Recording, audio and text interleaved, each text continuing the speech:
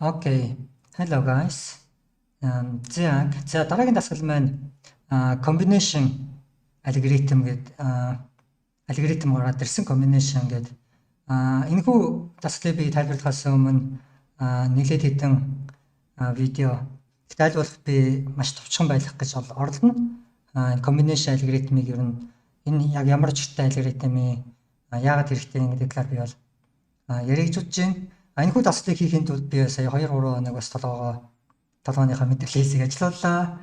Тэгээд энэ Facebook дээр бас бичсэн постод байгаа. Энэ болохоор миний одоо яг бичсэн код бол энэ байна. Гэхдээ энэ кодыг бол 42 ишгүүл бол энийг бол хүлээж авахгүй. Гэхдээ би энэ алгоритм эхлээд би өөрөө зөвхөн толгойн дотроо бодож байгаа зүйлээ өөрийнхөө хийчихэд дараа нь би бичсэн зүйлээ 42-ийн стандарт руу хөрвүүлээ гэж бод. Эхлээд ерөнхийдөө ямар ч байсан би алгоритм ажилдаг болгоод хийгээд хийцүү хэлбэр маань бол энэ байна.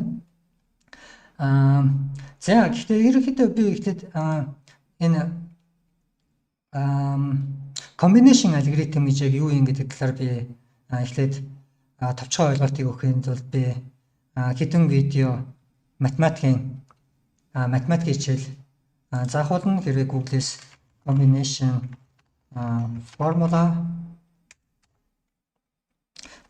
formula гэх юм бол ийм томьёо гарч ирэх болно. Энэ бас өөрөө permutation гэдэг зүйлтэй хамт явдаг. Хэрвээ permutation formula гэх юм бол бас нэг ийм формула гарч ирэх болно. Тэгээд энэ combination permutation гэдэг нь болохоор өөрөө combination permutation гэдэг нь болохоор өөрөө математикийн шинжлэх ухааны нэг салбар.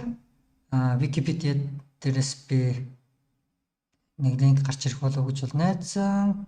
Гэхдээ гарч ирсэнгүй бол миний бодлоор хамгийн ихэнд викид гарч ирэх болов гэж бол би бодсон. Permutation гэж яхаас юм. Permutation за яг аль алингаар байж байна. Тэгээд эхлээд би энэ яагаад энэ компьютерийн шинжлэх ухаанд тэр нь бол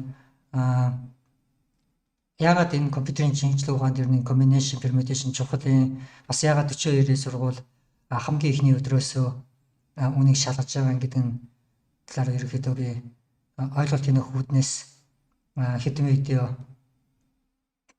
математикийн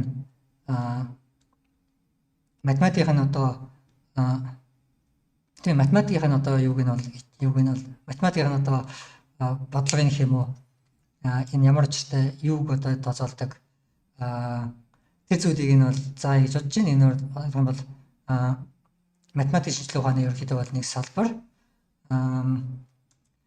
За тэгэхээр ерөнхийдөө би товчхон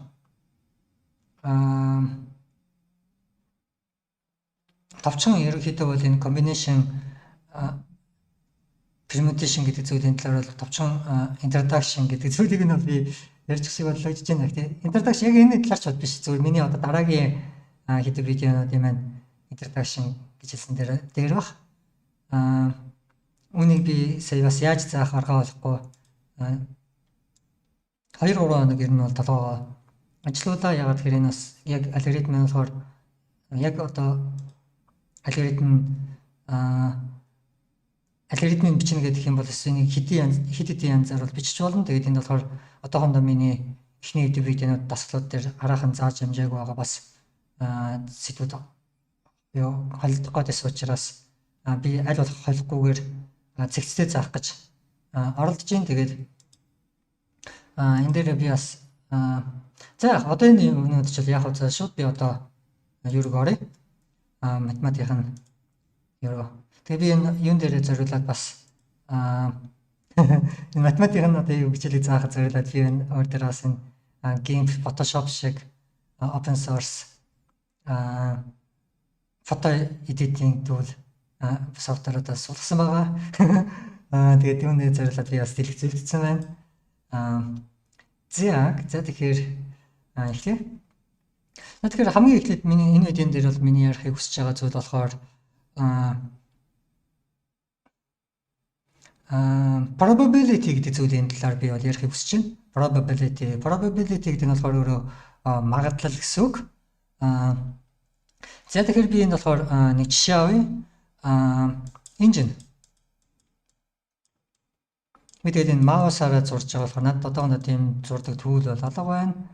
Тэгэхээр маусаар зурж байгаа болохоор жоохон sorry. Мохо зурхаа. За тэгвэл надад болохоор engine байлаа. Engine маань болохоор 4 одоо мотортой 4 цилиндертэй 6 цилиндертэй 2 engine мотор байлаа гэж бодъё. За тэгэнгүүт одоо би хоёр төрлийн ийм мотор байгаа. Тэгээ түүний дараа болохоор би color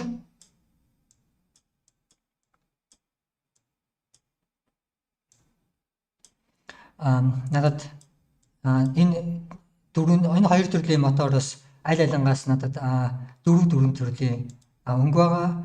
Эхнийх нь болохоор red. Тэгээ надад green,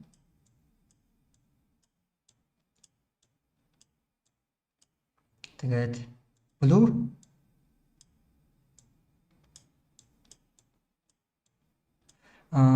за тэгээд white цагаан өнгө.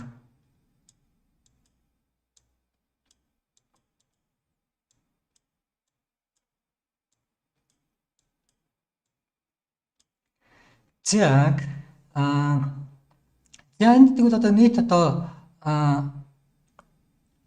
надад одоо би энэс бол одоо аль нэг мотороос нь аль нэг өнгөнөөс нь сонгох болно. Тэгэхэд надад одоо нийтдээ хичнээн олон төрлийн сонголт байгаа вэ гэдгийг одоо бодох юм бол хамгийн эхлээд би мотороос нь эхлүүлэе гэж бодож байна. Моторын өнгө би одоо ямар өнгөөр зурсан бэ? Хөө би энэ тэр color palette-ээр буруу color palette сонгоцсон юм гэдгийг олон өнгөтэй сонгоцсон.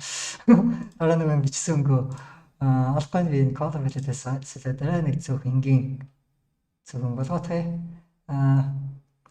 За тэгэхээр ямар ч яг нэг юм дөрвөн юм арай ойролцоо юм байна. Тэгээ ягаантайгаа за дөрвөн одоо цилиндертэй мотороос надад хичнээн сонголт байгаа гэх юм бол надад улаан R гэдээ би ихний үсгийн тавьчих. Дараа нь green, ногоон, blue, тэгээд white. Дөрвөн төрлийн сонголт байна. Тэнгүү дараа нь би 6 цилиндертэйгээс гэх юм бол энэ арай өөр өнгө юм байна. 6 цилиндертэй мотороос надад хичнээн сонголт байгаа гэх юм бол бас дахиад улаан, ногоон, тэгээд blue, white. Надад ийм дөрвөн сонголт байгаа. Тэгээд нийтдээ надад хичнээн сонголт байна гэх юм бол 1 2 3 4 5 6 7 8 сонголт байна гэсэн үг. Энэ 8 сонголтоос би аль нэг нь бол сонгоно. За тэгэнгүүт би үүнийг одоо баг зэргийн доош нисэх болоод би нэг арай өөр бодож үзье. Эхлээд би өнгөнийхөө сонголтуудыг дээр нь тавьчих. R G B энэ синхрон гараа биш байна. White. Яг надад ийм дөрвөн төрлийн өнгөний сонголт байна. Тэнгүүд энэ дөрвөн өнгөний сонголтын дотроос одоо би энэ дөрвөн өнгийг одоо би эхэлж сонгоод дараа нь би мотороо сонгоё гэх юм бол дараа нь мотор маань хоёр янзын сонголт байгаа. 4 цилиндертэй, 6 цилиндертэй.